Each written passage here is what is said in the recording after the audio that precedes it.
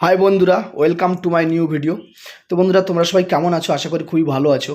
তো আমরা আজ সপরিবারে সুন্দরবন ভ্রমণে এসেছি। দেখতেই পাচ্ছ চারিদিকে জঙ্গল, তার মাঝখানে আমরা তিনজন, আর কেউই নেই। মানে একটু পরেই এবার কিন্তু বাঘ বেরিয়ে হালুম করে আমাদের খেয়ে ফেলবে, বুঝতে পেরেছো? তো দেখতে থাকো বন্ধুরা, শেষ পর্যন্ত কি হয়।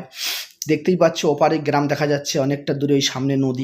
তো বন্ধুরা, অবশ্যই জায়গাটির পরিচয় করে দিই। আমরা আছি গাজীখালি নদীর চরে, যেখানে বেশ বড় জঙ্গল আছে এবং একটা খোলা নদীর চর আছে, যেখানে বাচ্চারা সেখানে খেলাধুলো করে এবং অনেকে ঘুরতে আসে, টাইম পাস করে। তো দেখতে পাচ্ছ আমার ছেলে খুবই আনন্দ করছে, মানে এরকম একটা খোলা জায়গা পেয়ে একটু বাচ্চারা তো ভালো আনন্দ করে, লাফালাফি করে। পুরো স্থানটা ফাঁকা, এখানে একজন জনমানুষ নেই। মানে এখন বাজে আনুমানিক সকাল 10টা। তো হঠাৎ আমার স্ত্রীর খুব ইচ্ছে হয়েছে এখানে বেড়াতে আসবে, তাই আমরা ঘুরতে এসেছি। তার মানে আমরা জামাই ষষ্ঠীতে শ্বশুরবাড়ি এসেছিলাম, তাই সেখান থেকে এইটা খুবই কাছাকাছি, তাই একটু তিনজন মিলে একটু ফ্রি হতে আসলাম আর কি, মানে ফ্রেশ হওয়ার জন্য আসলাম।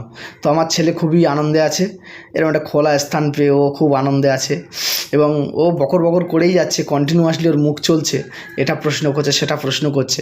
তো দেখতে পাচ্ছ প্রচণ্ড রৌদ্র, মানে তাকানো যাচ্ছে না, এত রৌদ্র। এখনও মাটিটা একটু ভেজা ভেজা আছে, মানে জুতো বসে যাচ্ছে।